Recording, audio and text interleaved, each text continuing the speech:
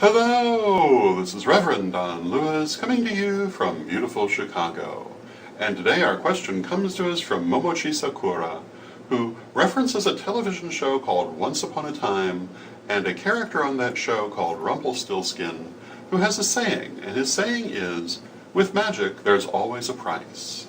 And Momochi Sakura would like to know if I agree with this or not. And my answer to this begins by saying that, as with many other questions we get at the vlog, part of the answer to this depends on how you look at it. In one sense, it's completely true.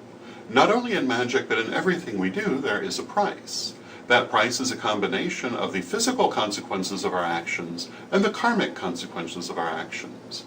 Therefore, everything you do does in fact carry a price. Part of that price, again, has to do with what happens right here, right now in the physical world, and part of it is the karmic attachment that is formed through the event.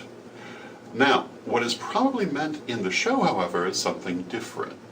There are some people who feel that magic is subject to a whole range of rules that are different from the rest of physical life, that magic is so very special and so very august that it carries a much higher price for its use than anything else.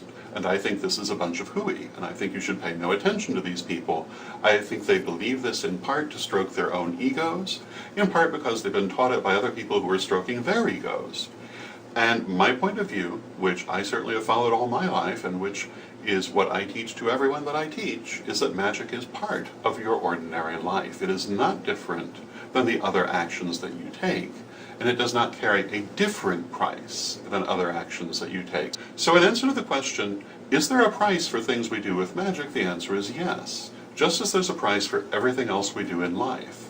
But the rules that determine that price are exactly the same, because magic is part of our natural everyday world.